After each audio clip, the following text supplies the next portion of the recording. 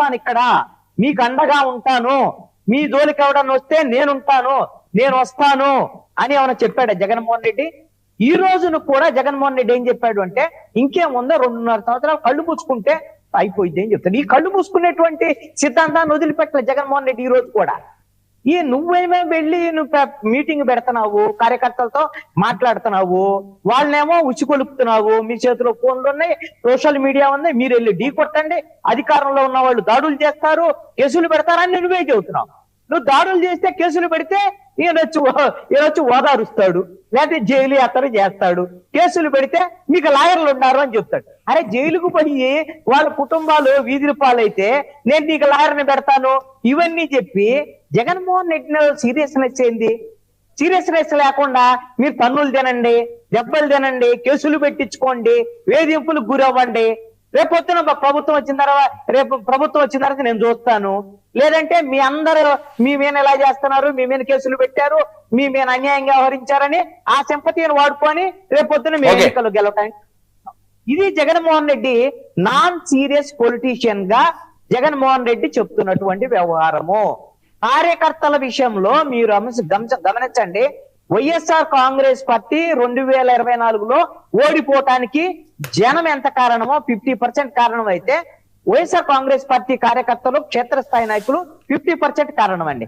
కారణం ఎందుకంటే వైఎస్ఆర్ కాంగ్రెస్ పార్టీని ముందు క్షేత్రస్థాయి నాయకులు, కార్యకర్తలు వైసీపీని విసర్జించారు.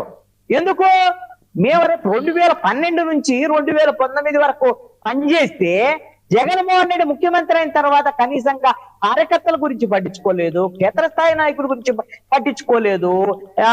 ఏ కాడికి వాలంటీర్లు నేను డబ్బులు ఇస్తున్నాను, బటన్ నొక్కుతున్నాను, జనానికి డబ్బులు వెళ్తున్నాయి. ఈడెవరు కార్యకర్తలు, వైసీపీ కార్యకర్తలు, వీళ్ళతో నాకు పనేంది, వైసీపీ నాయకులు వీళ్ళతో నాకు పనే ఉంది ఇంకా అనే ధీమాలో గర్వంతో వ్యవహరించాడు కాబట్టి జగన్మోహన్ రెడ్డి.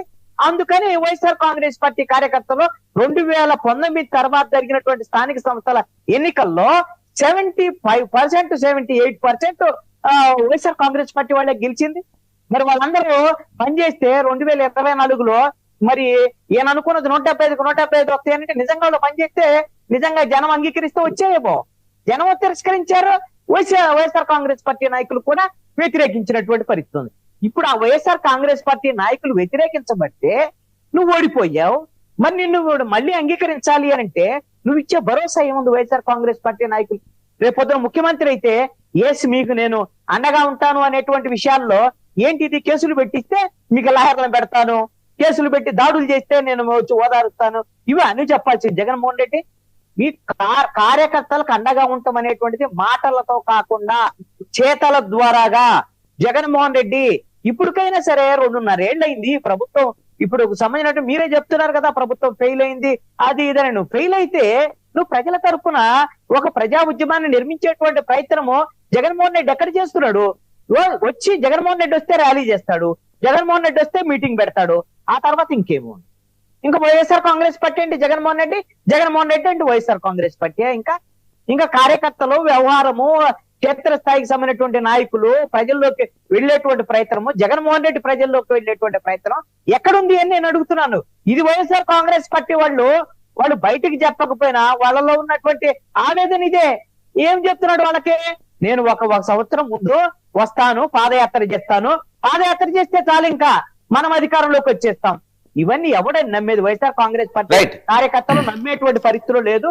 నేను ఒక్క మాట చెప్పి నేను ముగిస్తానండి చిన్నప్పరెడ్డి గారికి. ఏంటి అనంటే, తెలుగుదేశము జనసేన ఏదైతే 2019లో ఓడిపోయిన తర్వాత 2024 లోపు అంటే 3-4 సంవత్సరాల పాటు ప్రజల మధ్యకి రావాలంటే భయపడేటువంటి పరిస్థితులు ఆ రోజున ప్రతిపక్షంగా ఉన్నటువంటి తెలుగుదేశం దగ్గర, జనసేన దగ్గర ఉన్నాయి. జనసేన అక్కడక్కడ బయటకు వచ్చినా తెలుగుదేశం వాళ్ళు రాలా, పారిపోయారు.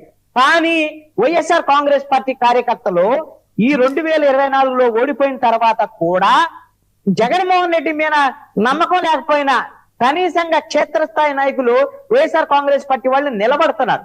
వాళ్ళకి న్యాయంగా సరైనటువంటి భరోసా ఇచ్చేటువంటి ప్రయత్నం జగన్మోహన్ రెడ్డి వైపు నుంచే జరగటం లేదు అనేటువంటిది నా యొక్క అభిప్రాయం. కృష్ణాంజలి గారు, ఈ సర్వే ఏంటి? సర్వే కాన్ఫిడెన్స్ చాలా ఎక్కువ కనిపిస్తున్నదట వాళ్ళలోని. దీని మీద మీ కామెంట్స్ ఏంటి, మీ రియాక్షన్ ఏంటి? సర్వేది ఉత్తుత్తి సర్వే అండి ఇది నా అభిప్రాయం అయితే. ఎందుకు అని అంటే ఈ సర్వేలు ఎప్పుడు కూడా మూడ్ ఆఫ్ ద ఏపీ అయినా లేదా ఇంకోటి ఏ పాలిటిక్స్ అయినా సరే, ఏ ప్రభుత్వం ఉంటే ఆ ప్రభుత్వం వైపు నుంచి ప్రజలకు రావాల్సినటువంటి వాటిని 4.5 సంవత్సరాల పాటు ఈ ప్రభుత్వం యొక్క పనితీరుని పరీక్షిస్తారు. ఆ 4.5 సంవత్సరాల తర్వాత ఆ 6 నెలల్లోనే ఎవరిని ఓడించాలి, ఎవరిని గెలిపించాలి అనేటువంటిది ప్రజలు నిర్ణయిస్తారు.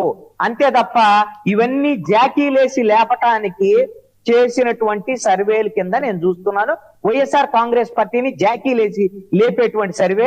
అసలు దాంట్లో బలం అనేది ఉండాలి కానీ వీళ్ళని జాకీలేసి లేపినా లేకపోతే కదా. ఈ లేపాల్సినటువంటి వ్యక్తి జగన్మోహన్ రెడ్డి. జగన్మోహన్ రెడ్డి కనపడకుండా వెళ్తున్నాడు.